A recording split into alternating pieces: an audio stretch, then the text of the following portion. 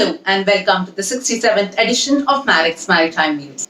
These are the headlines on Monday, 24th May 2021.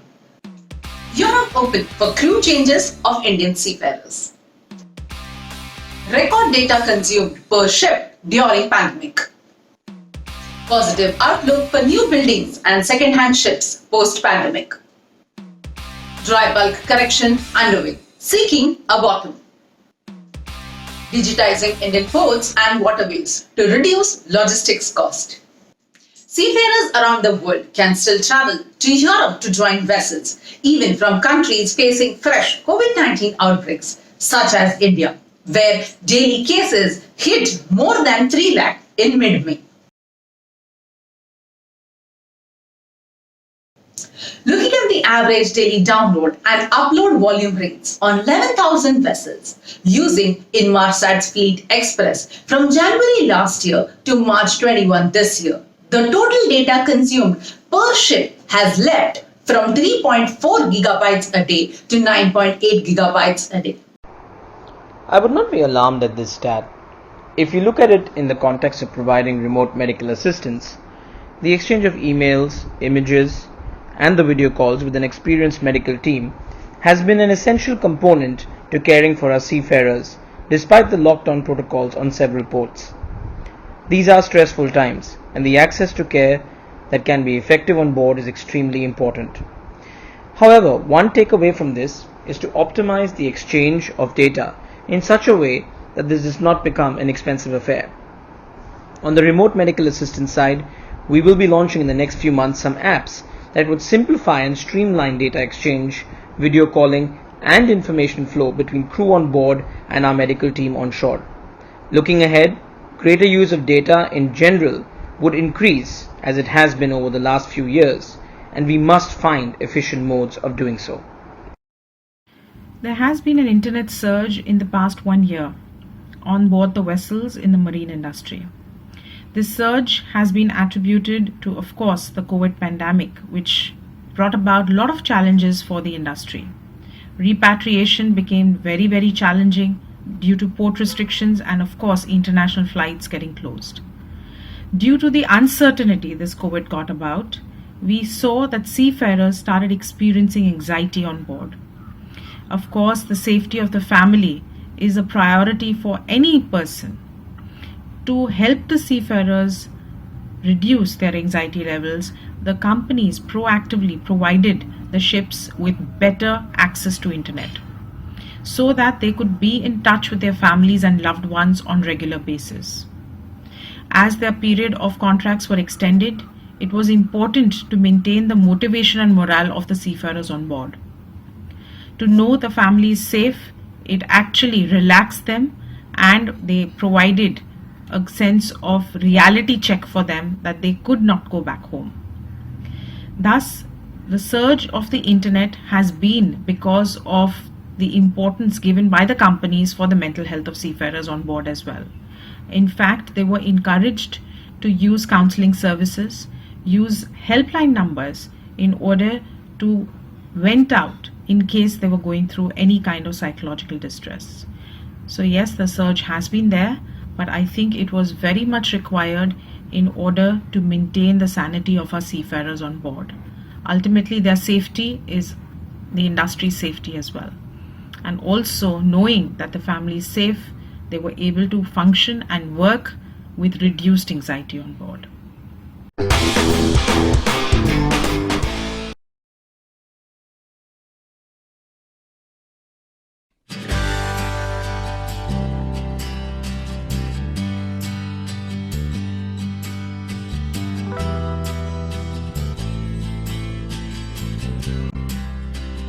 And now, the news in detail.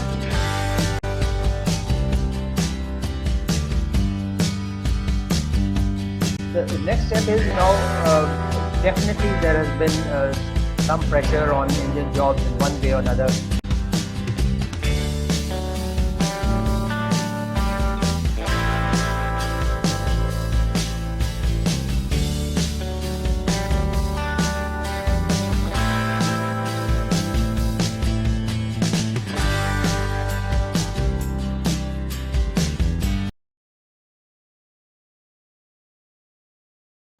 In its latest weekly report, Shipbroker Allied Shipbroking has said that things continue to look encouraging on the new building market front, with fair number of transactions emerging again this past week. Justification, a relative concept. We are seeing the way market has been improving over the last few months. What we have recently seen, Cape, after having reached $42,000 per day, came down 30% down, 25 to 30% to 29, 30, 32,000 now. But again, it has started moving up. So let me take you back to 8th of March when we talked about the JM Great Cycle and Super Cycle. As far as the year to date is concerned, average, we are still moving in the direction of somewhere beyond the Great Cycle and towards the Super Cycle and plus. And obviously, there's going to be an impact of a market like this when the cash flows increase and the investors start looking at the assets quite lucrative. If we look at the Clarkson's report, the recent one, 21st May, Capesize, Kamsarmax, Supramax, the resale values have gone up close to 7 to 10%. However, the 5-year-old has gone up 15 to 18, depending on the size. 10-year-old has gone up from 30 to 38%, again, depending on the size. And the biggest increase has been on the 15-year. On the new building side, depends. I have not put the numbers there purposely because it depends on the shipyard and the country that you go to. What is quite interesting is, are we going to justify an investment looking at the condition of the market? When it was 2020, markets were bad. People were not talking about new building. Everybody was saying the order book is quite less or low. But people were not rushing to the shipyard, saying that market is poor. That was not the main reason. The justification came from, we don't have compliant propulsion systems. We don't have an alternate solution which can go right up to 2050, which is IMO decarbonization requirement. What has changed now? I mean, we are still in the same position as far as the propulsion systems is concerned, as far as the alternate solutions to fossil fuels are concerned. What has changed is the market has suddenly become so good that people have started justifying, saying that, hey, we are looking at 5% depreciation. And 5% depreciation basically means up to 2045, 2044, there is no problem. So far, you are complying with your 2030 and 40 requirements. We don't have to worry about the requirements of 2050 because we'll be scrapping the ship before that. Look at that particular justification. The other justification comes, which is very, very interesting. Shipping contributes only 2.5 to 3% of the global CO2 emission. Even if we reduce that by 50%, it becomes 1.25% of the global. How significant it is compared to the, when we talk about agriculture, aviation, road transport. And when we say agriculture, that also includes the animals and the methane, which is, released into the atmosphere, 14 to 15% of that. So the point is very simple. It is the tale of two times. When the market is in your favor, you have a different justification. When the market is not in your favor, you try to be environment friendly and everything changes after that. So coming to the main issue, GPI again.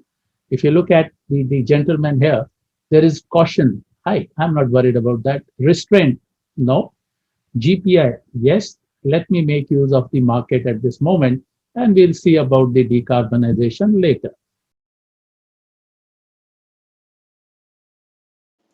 The dry bulk markets appear to have been a bit shaky in the last few days, but it is not clear where lies the bottom of this current volatility.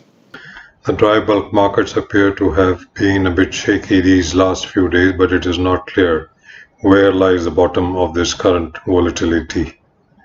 Firm freights but stagnant. Sale and purchase brokers have a testing problem with the market. While the freight market is strong and clients wanting to invest, there are question marks hanging over any potential deals. Clients say, yes, the market is great, but if we sell, what do we buy? And if we buy, how can we be sure we can use those ships in a few years? Because there is a regulation coming out that is going to change the ships that can be used in the market. The other problem is understanding what those regulations actually are and what they mean in practical terms for buyers looking to invest in ships today. What will owners have to do to comply? How does the future look in 2025? Any guesses to hazard? What are the challenges and who is going to finance it? Does the technology exist for full compliance? I don't know the answer to these questions. These unknowns have led to the three deadliest words in sale and purchase market, which is wait and see. That means no sales anytime soon will happen. Technical officer for the marine environment at IMO said, makes sense to link the future of shipping with decarbonization and that everyone is engaged in the transition. Alex Hobart, manager ocean freight at Brazilian commodities company Amagi, disagreed with this. While the industry needs regulations to quantify the problem and put everyone on a level playing field, regulation alone cannot solve the emissions challenge or bring the entire industry to transition. Right now, it is difficult to go to a farmer and say, this is good, but you also need to make sure that you ship your beans in ships that burn less emissions. I don't think we are there yet. The managing director of Prominence Maritime, a ship operator, added, working with all stakeholders will be necessary. It will take a collaborative approach to get anywhere. It's going to take $3.4 trillion to decarbonize our industry, so this burden has to be shared among stakeholders.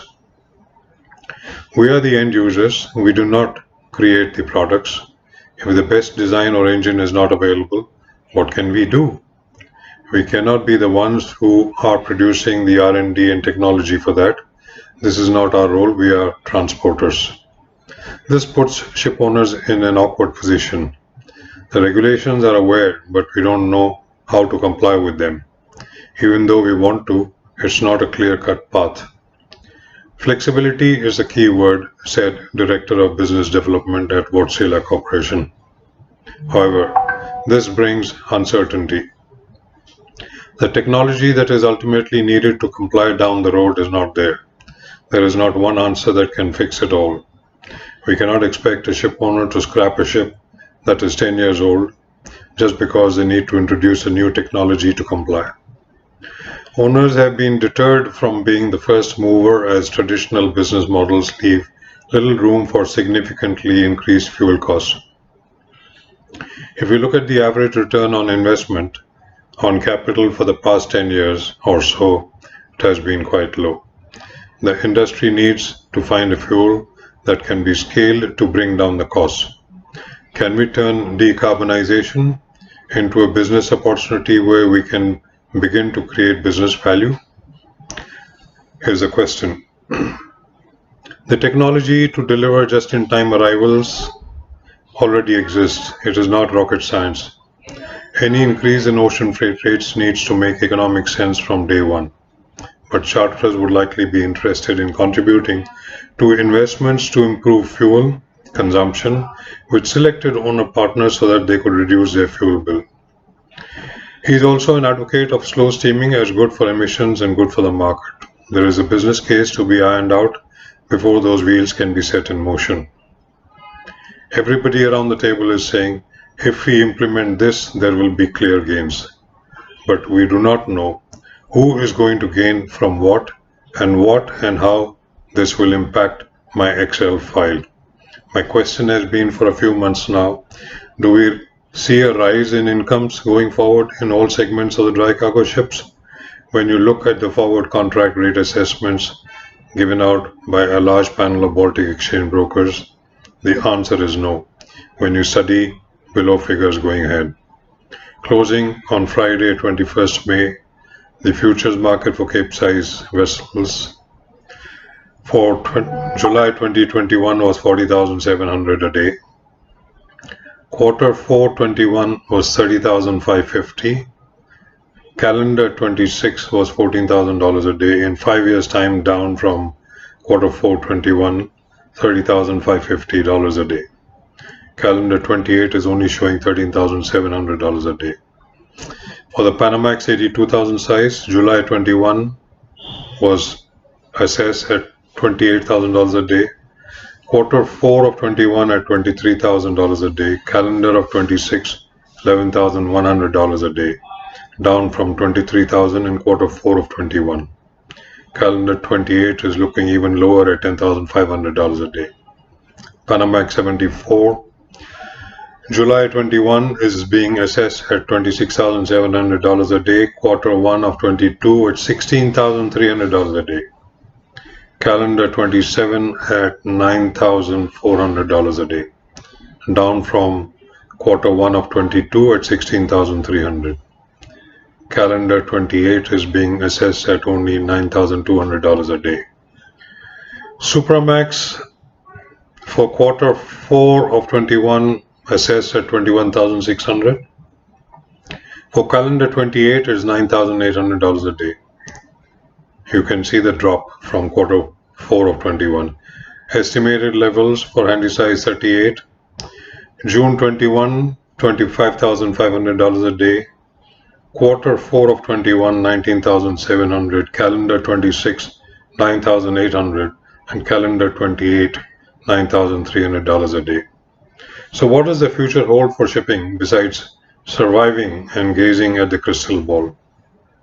Is my fear.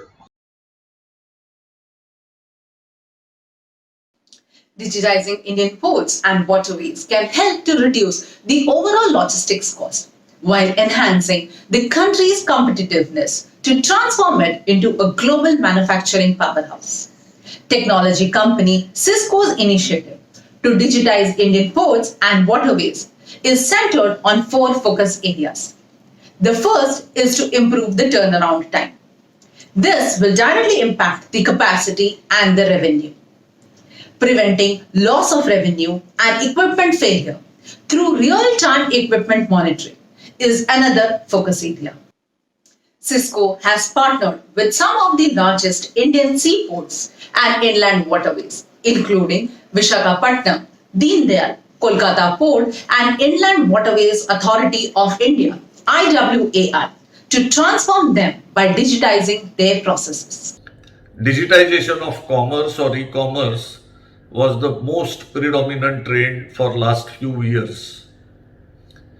This decade is a digital decade and we are at the cusp of what is called digital revolution or the 4th industrial revolution or I 4.0. Logistics sector is an early assimilator of technology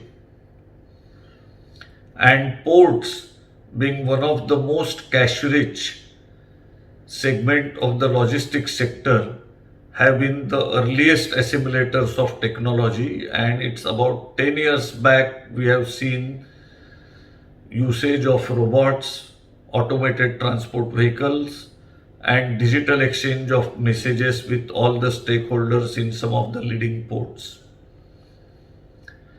We have to catch up with those ports, hence we need better technology and better assimilation with greater stakeholder engagement where the benefits of digital technology is passed over to all the stakeholders so that we as a nation are most competitive in international trade.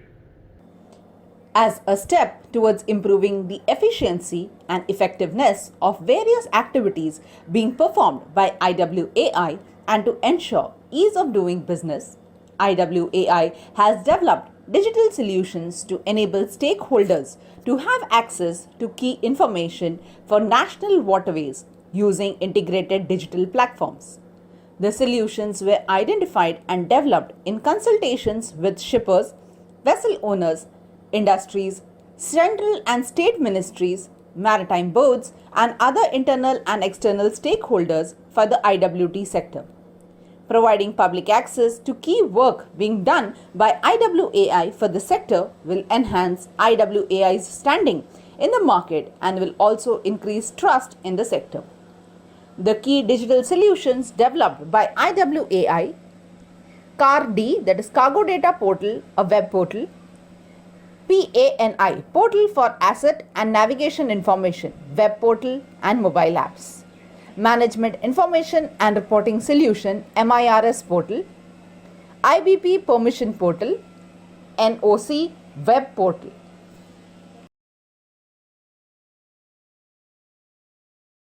Stay safe, stay healthy. Thank you for watching. See you all next Monday.